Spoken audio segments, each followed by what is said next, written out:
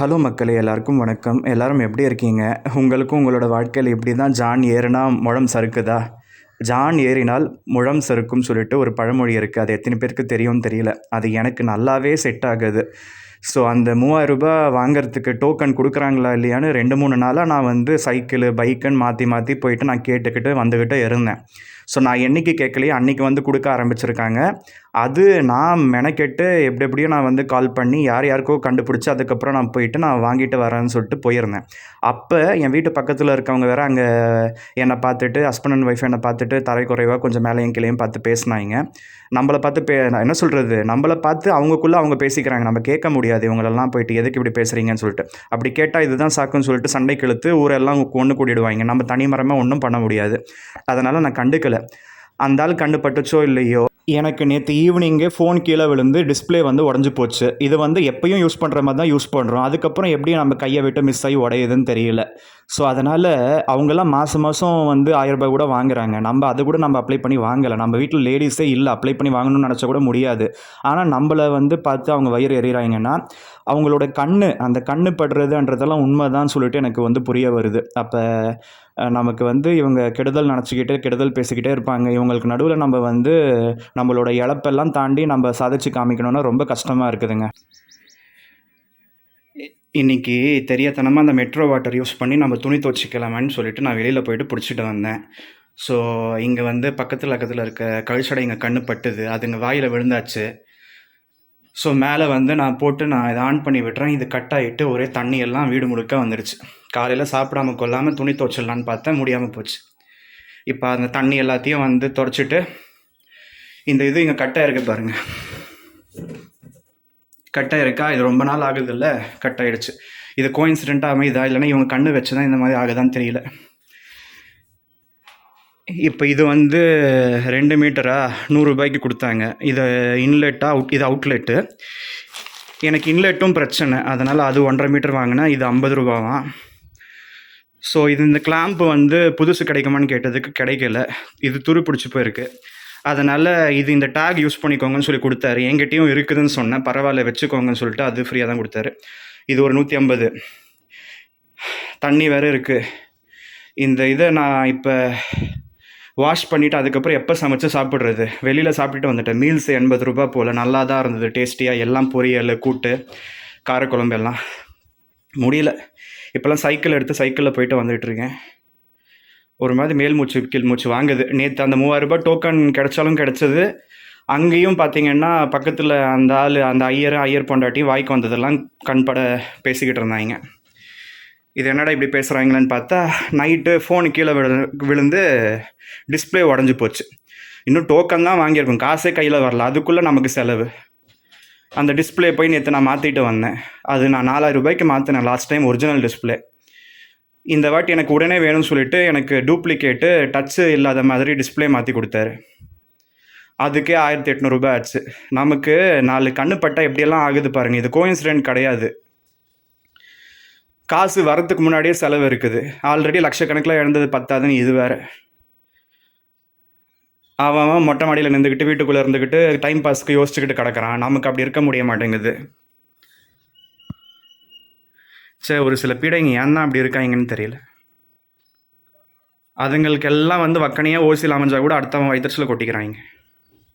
காலங்காலத்தில் நிம்மதியாக எழுந்துக்க முடியலங்க. எனக்கு கஷ்டமாக இருக்குது. தன்னந்தனியாக போராடிக்கிட்டு இருக்கேன். அம்மா அப்பா இல்லாத அனாதை பையன். அவனை சித்திரவதை பண்ணக்கூடாதுன்னு மனசில் இருக்கணும். மனசில் இருக்க மாட்டேங்குது. இன்னும் கொடுமைப்படுத்துதுங்க.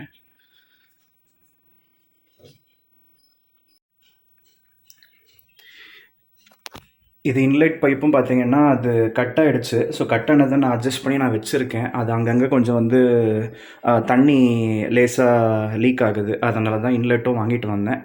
அவுட்லெட் பாருங்கள், தாராளமாக இருக்குது. ஹனுமார் வால் மாதிரி நீண்டு இருக்குது. ஆனால் இது வந்து இந்த பில்டரு இங்கே வந்து பட்டு கேட்டு அதுக்கப்புறம் அவங்க வந்து இந்த ப்ளம்பிங் ஒர்க்கு பண்ணி கொடுத்தாரு. இங்கே இன்லெட் வரப்போ ஒரு அவுட்லெட் வைக்கணும்னு கொஞ்சமாவது அறிவு இருக்கணும். ஸோ அறிவு இல்லை. இது பாருங்கள், இந்த மாதிரி நம்ம இந்த பாத்ரூம்குள்ளே விட்டு இந்த பாத்ரூம் தர எல்லாம் வீணாக போகுது. இதுக்கு அட்லீஸ்ட் ஒரு 3 மாதத்துக்கு ஒருக்காவது ஆசிட் வாஷ் பண்ணால் நல்லாயிருக்கும். எப்பா இந்த பில்டர் இந்த மாதிரி போட்டு தராங்கல்ல, பழைய மாடல் ஸ்டீல் ஃபாசெட்டு, அது பாருங்கள் அந்த உப்பு தண்ணி பட்டு எப்படி இருக்குது.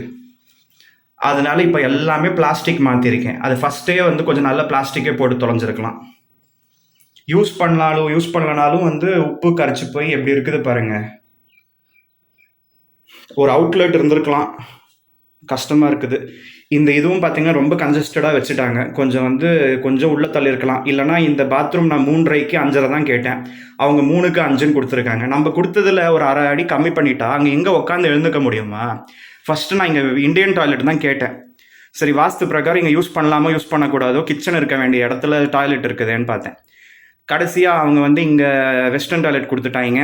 நம்ம சொல்றது செய்ய மாட்டேங்கிறாங்க. சின்ன குழந்தைங்க ஏதாவது இருந்தா, சரி அவங்க யூஸ் பண்ணிக்கிட்டும். தப்பு இல்ல, தோஷம் இல்லன்னு நெனச்சேன். நம்ம கேட்கறது ஒண்ணு, செய்யறது ஒண்ணு. ஆனா இந்த ரூம் தான் அமைஞ்சு போச்சு இப்ப. ஏசி எல்லாம் போட்டு இதெல்லாம் கூட நான் கேட்கல. பாத்ரூம்குள்ள வேணும். எல்லா பாத்ரூம்லயுமே எனக்கு வந்து இந்த வாஷ் பேசின் வேணும்னு கேட்டா, அவங்க இந்த ரூம்ல மட்டும் அவங்களுக்கு ஏத்த மாதிரி அமைச்சு குடுத்தாங்க. ஸோ அந்த இது வந்து நம்ப பிளான் பண்ணது இல்ல. இந்த ஷெல்ஃப் நான் இங்க கேட்கவே இல்ல. ஆனா அவங்க இப்படி அமைச்சு குடுத்தாங்க. நல்லா தான் அமைஞ்சு போச்சு. ஸோ ஒரு சிலது வந்து அமையறது கூட ஓரளவுக்கு ஓகே தான்.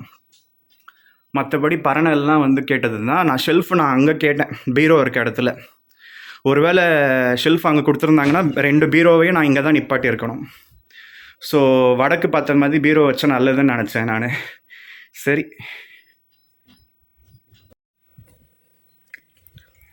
ஸோ நான் கேட்டது இந்த ரூம்ல தான் நான் வெஸ்டர்ன் டாய்லெட் கேட்டேன். இந்த ரூம்ல வந்து இண்டியன் டாய்லெட் தான் அமைச்சு குடுத்தாங்க.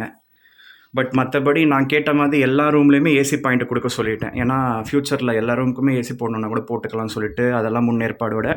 மத்தபடி ஸ்விட்சஸ் எல்லாம் நான் எப்படி கேட்டேனோ அதே மாதிரி தான். இப்ப நம்ப பெட்ல படுத்துக்கிட்டு இருக்கப்பவே லைட்டு, ஃபேனு டியூவல் மோட்ல ஆன் பண்ணிக்கலாம், ஆஃப் பண்ணிக்கலாம். ஃபேனு ஸ்பீடு கம்மி பண்ண அளவுக்கு கம்மி பண்ணிக்கலாம். அந்த அளவுக்கு கம்ஃபர்ட்டா நான் வந்து கேட்டேன். நான் பிளான் பண்ண மாதிரி தான் கட்டி குடுத்தாரு. பட் நெறைய இது வந்து மாத்திட்டாங்க. ஸோ அதே போல இது எல்லாமே பார்த்தீங்கன்னா, ஹைட் அதிகமா இருக்குது. நான் என்ன கேட்டேன், அந்த இடத்துல வந்து லேண்டிங் இருக்குல்ல, லேண்டிங்ல 2 படிக்கட்டு ட்ரையாங்கிள் ஷேப்ல வர மாரி கேட்டேன். அப்ப அந்த மாரி அவங்க பிளான் பண்ணியிருந்தாங்கன்னா, ஹைட் அதிகமா இருக்காது. உங்களுக்கு இப்ப பாருங்களேன், இறங்கி ஏர்றப்ப ரொம்ப கஷ்டமா இருக்குது. இவ்வளோ ஹைட் இருக்கக்கூடாது. ஒரு ரைசர்ன்றது 6 இன்ச்சஸ் தான் இருக்கணும். இங்க 9 இன்ச்சஸ் வரையும் குடுத்துருக்காங்க. எனக்கு இப்பலாம் வந்து ஏறி இறங்க இறங்க மூட்டு வலி வந்துடுது. ரெடிமேடா வாங்குற வீட்ல ஏதாவது ஒரு குறை இருக்கும். அது கடைசி வரையும் மனசுல இருந்துகிட்டே இருக்கும். அதனால தான் நம்ப வந்து ஒரு பிளாட் புக் பண்ணி, அதுல நம்ப வந்து ஒரு பிளான் போட்டு குடுத்து, அத எக்ஸிக்யூட் பண்ணி குடுக்க சொல்லி நம்ம கேட்குறோம். அதுலயுமே நம்பள மீறி நமக்கு தெரியாமயே அவங்களே அவங்களுக்கு ஏத்த மாரி மாற்றம் பண்ணிடுறாங்க. ஸோ பெட்ரூமுக்கெல்லாம் வந்து நான் கேட்ட ஜன்னல் வேற, இவங்க குடுத்த ஜன்னல் வேற. ஸோ பெட்ரூம்லலாம் வந்து 3 ஜன்னல்லாம் இருக்க தேவையில்ல. 2 ஜன்னலே போதும். அதாவது 3 விதமா தொறக்கிற மாதிரிலாம் வச்சிருக்காங்க. அதெல்லாம் பண்ணிட்டு நாளைக்கு வந்து இதுக்கெல்லாம் கூட காஸ்ட் அதிகமாச்சுன்னு சொல்லிட்டு கோட் பண்ணுவாங்க. ஸோ நம்ம சொல்றத கேட்டு நமக்கு கட்டி தரணும். ஸோ மெட்டீரியல் வாங்கி குடுத்து நம்பளே லேபர் வச்சு கட்டிக்கலாம் போல. அதுவே நல்லது தான். ஆனா கஷ்டம். ஆனா அது கொஞ்சம். எல்லாத்துக்கும் நம்ம கூடவே இருந்து வேலை வாங்கணும். வேலை வாங்க தெரியாதவங்களுக்கு அது இன்னும் பிரச்சனையா போய் முடியும்.